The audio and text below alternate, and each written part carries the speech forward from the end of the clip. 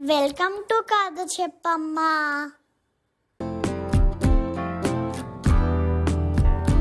జంజావతి కాలువలో నత్త ఒకటి ఉండేది.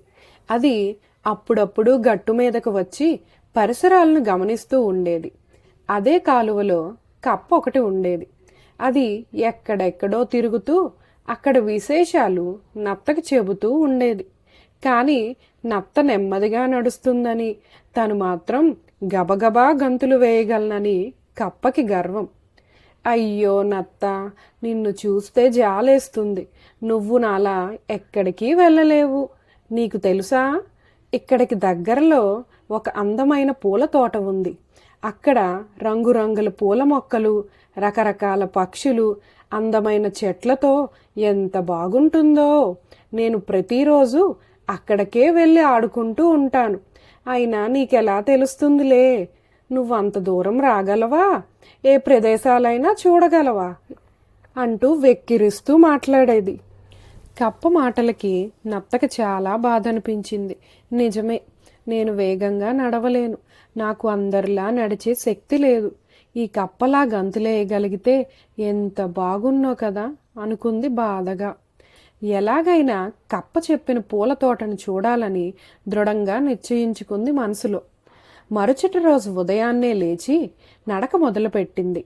అలా వెళ్తున్న నత్తకు కొన్ని చీమలు వరుసగా నడుచుకుంటూ ఏవో బరువులు మోసుకెళ్తూ కనిపించాయి.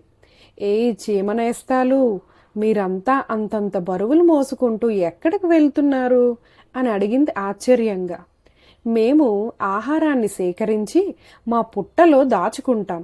అదిగో ఆ దూరంగా కనిపిస్తుందే, ఆ పట్నం నుంచి వస్తున్నాం అని చెప్పి ముందుకు కదిలిపోయాయి.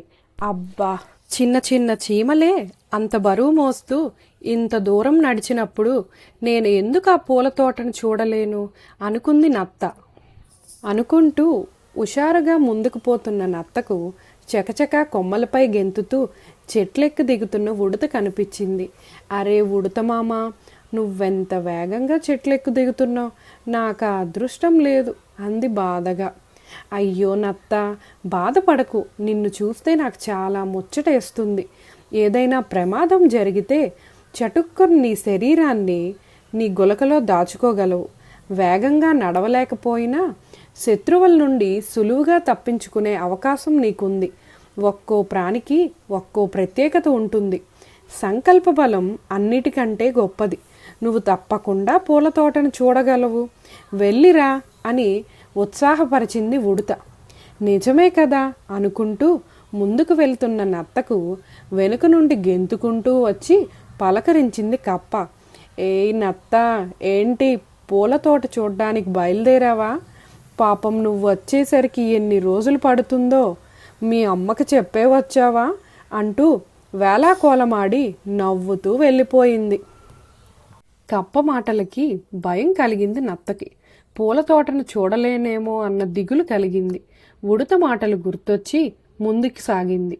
నెమ్మదిగా సాగుతున్న నత్తకి పొదల నుండి బయటకొస్తూ తాబేలు కనిపించింది. ఏంటి నత్తమ్మ, కప్ప మాటలకు బాధపడుతున్నావా? ఏ పని చేయాలన్నా మన మీద మనకి నమ్మకం ఉండాలి. ఎన్ని ఆటంకాలు ఎదురైనా, ఎవరెంత నిరుత్సాహపరిచినా లక్ష్యం నెరవేరే అంతవరకు ప్రయత్నం ఆపకూడదు.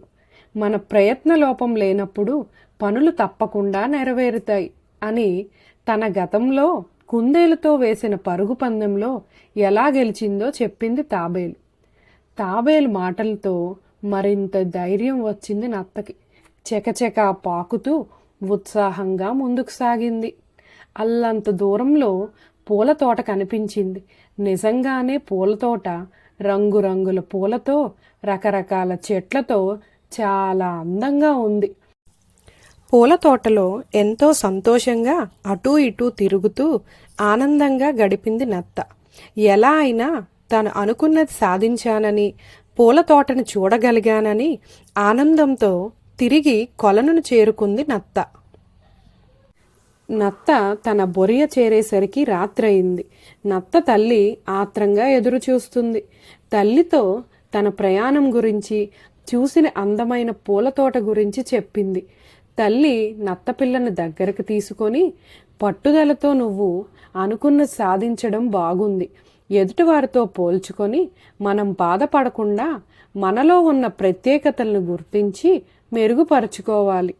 ఈ ప్రయాణంలో నీకు మంచి వాళ్ళెవరో చెడ్డ వాళ్ళెవరో తెలిసింది కదా, అది గుర్తుంచుకో.